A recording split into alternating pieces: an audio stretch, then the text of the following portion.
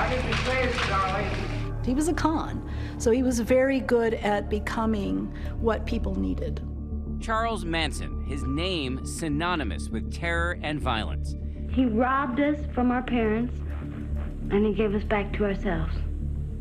In 1969, the whole world came to know about the Manson family after a series of grisly murders committed by disciples of the notorious cult. I feel very honored to have met him, and I know how that sounds to people who think he's the epitome of evil. One of the most shocking evils, the night he directed his followers to target a Beverly Hills home. Inside, they murdered 5 people, including 26-year-old actress Sharon Tate, who was nearly 9 months pregnant. These stories that have come out about his ordering people to do things never ordered me. Now a new documentary on ABC takes us inside the lives of the so-called Manson girls. In the words of 2 women with very different memories of Manson. Charlie was misunderstood. My name is Lynette Fromey. Was I in love with Charlie? Yeah. Oh, yeah.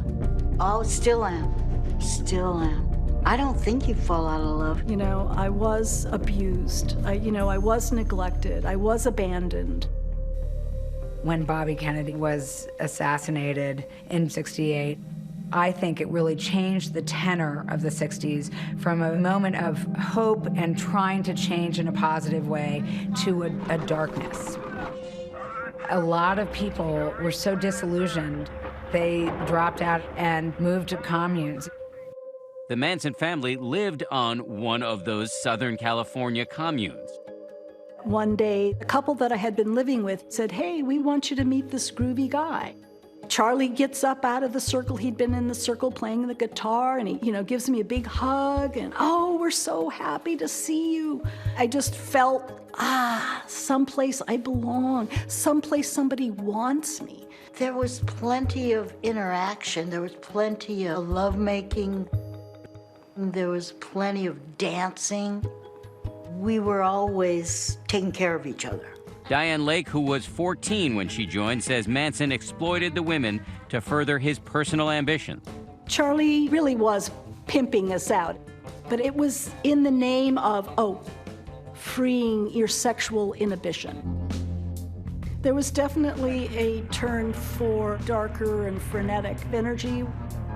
Lots of new people. Tex was kind of a drug dealer. Manson's ambitions turned increasingly violent, believing a race war was coming and that the Beatles were sending him secret directives. Charlie was all over this White Album, and Helter Skelter, he played it backwards, he played it forwards. He was convinced that they were sending him a message, that we, as a family, should go hide out until this war was over. So we were collecting dune buggies, parachutes, canvas, knives, everything that we might need to go to the desert.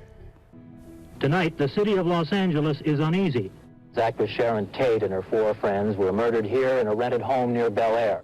The next night, the group commits another murder, this time killing Leno and Rosemarie LaBianca. Tex came back and was just furious. "Where have you been?" He had the newspaper in his hand. Headlines were Tate LaBianca murders, and he slapped it, pointed to it, and said, "I did this. Charlie told me to." What I remember most was they were like almost proud of what they had done for Charlie. That was devastating, that these people that I had loved could do this, that it's not just talk. Police believe the hippie clan is responsible for a total of 11 ritualistic murders. Several members of the Manson family are arrested, including Susan Atkins. Susan started telling her cellmate about Charlie and her participation in these murders and why and all of that. Then by December, the case was breaking open and they took all of us to testify before the grand jury. I'm a 16-year-old being interrogated, threatened with the gas chamber, and they committed me to 90 days at Patton State Hospital. Well, the 90 days turned into 9 months. It was a blessing. All the nurses became my moms. I got psychological counseling. I went to church. Then my arresting officer took me in as his foster child. I had like a normal life. I had babysitting jobs. They were turning me into as the most viable witness that they could. Squeaky Fromm wasn't involved in the murders, but she was at the courthouse every day and was very, very dedicated. Diane Lake and Lynette Fromey were not part of the murders, although Fromey would later go to jail for attempting to assassinate President Gerald Ford. I tell my story and tell my truth because I felt like enough time had gone by. I lost my husband almost 5 years ago now, and I was trying to find myself. I feel very strongly that it's only by the grace of God that I was protected throughout this, and I was a victim. Manson and his followers are sentenced to life in prison. They're also made into these very, very popular figures because the media was just all over this case. I didn't want my kids to find out from a newspaper, from the media. So we told them. My husband and I told our two oldest children. My son was in college and he slept with a baseball bat under his bed for a couple of weeks. It scared him. It kind of freaked him out. My daughter, she told my husband, she said, "Thank you for loving Mommy, Daddy." And he did, you know, he really loved me unconditionally. I hope that my story will help tell a cautionary tale. And you can watch Manson Girls tomorrow night at 10, 9 Central, right here on ABC. Hi, everyone. George Stephanopoulos here. Thanks for checking out the ABC News YouTube channel. If you'd like to get more videos, show highlights, and watch live event coverage, click on the right over here to subscribe to our channel. And don't forget to download the ABC News app for breaking news alerts. Thanks for watching.